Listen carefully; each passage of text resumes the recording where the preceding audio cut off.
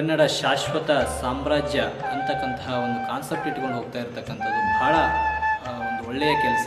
ಈ ಕನ್ನಡ ಸಾಮ್ರಾಜ್ಯ ಶಾಶ್ವತವಾಗಿ ಉಳಿತಕ್ಕಂಥ ಕೆಲಸವನ್ನು ಈ ಟ್ರಸ್ಟ್ನ ಅಧ್ಯಕ್ಷರಾಗಿರ್ತಕ್ಕಂತಹ ನಾಗಪ್ಪನವರು ಮತ್ತು ಅವರ ಎಲ್ಲ ಸದಸ್ಯರುಗಳು ಪದಾಧಿಕಾರಿಗಳು ಕೂಡ ಇನ್ನೂ ಹೆಚ್ಚಿನ ರೀತಿಯಲ್ಲಿ ಕನ್ನಡ ಶಾಶ್ವತ ಸಾಮ್ರಾಜ್ಯ ಟ್ರಸ್ಟ್ ಬೆಳೀಲಿ, ನಮ್ಮ ಕರ್ನಾಟಕಕ್ಕೆ ಆ ಸಾಮ್ರಾಜ್ಯ ಒಂದು ಒಳ್ಳೆಯ ಕೊಡುಗೆಯನ್ನು ಕೊಡಲಿ, ಕನ್ನಡ ಉಳಿಲಿ ಬೆಳೀಲಿ ಅಂತಕ್ಕಂಥ ಭಾವನೆಯಿಂದ ಇಟ್ಕೊಂಡು ನೀವೆಲ್ಲರೂ ಕೂಡ ದುಡಿರಿ.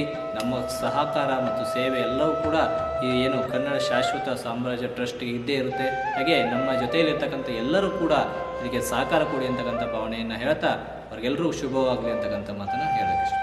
ಇವತ್ತಿನ ಮಕ್ಕಳಿಗೆ ಯಾರಿಗೂ ಕನ್ನಡ ಓದೋದಕ್ಕೆ ಬರಲ್ಲ. ಕೆಲವರಂತೂ ಕನ್ನಡ ಮಾತಾಡ್ತಾ ಇದ್ದಾರೆ, ಆದರೆ ಕನ್ನಡ ಇದರಲ್ಲಿ ಓದೋದು ಬರೆಯೋದು ಮಾಡ್ತಾ ಇಲ್ಲ.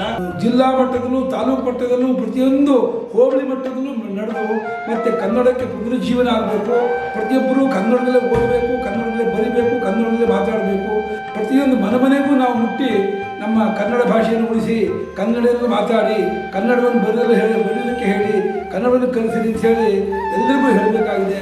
ಆದರೆ ಇದನ್ನು ಯಾವ ರೀತಿ ಜನರಿಗೆ ಇದನ್ನು ತಿಳಿಸೋದು ದೊಡ್ಡ ಕಷ್ಟವಾಗಿದೆ. ಅಂದರೆ ಕನ್ನಡ ಶಾಶ್ವತ ಸಾಮ್ರಾಜ್ಯ ಟ್ರಸ್ಟು ಚೆನ್ನಾಗಿ ಬೆಳಿಬೇಕು, ಅದಕ್ಕೆ ಚೆನ್ನಾಗಿ ಪೋಷಣೆ ಸಿಗಬೇಕು. ಎಲ್ಲರೂ ಕೂಡ ಇದಕ್ಕೆ ಕೈ ಜೋಡಿಸಿಬಿಟ್ಟು ಇದನ್ನು ಚೆನ್ನಾಗಿ ಬೆಳೆಸಬೇಕು.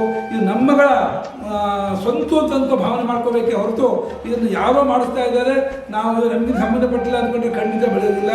ಇದಕ್ಕೆ ಅಭಿಮಾನ ಬೇಕು, ಕೈ ಜೋಡಿಸಬೇಕು. ಪ್ರತಿಯೊಬ್ಬರು ಇದಕ್ಕೆ ಬರಬೇಕು, ಬಂದು ಇದಕ್ಕೆ ಪ್ರೋತ್ಸಾಹ ಮಾಡಿ.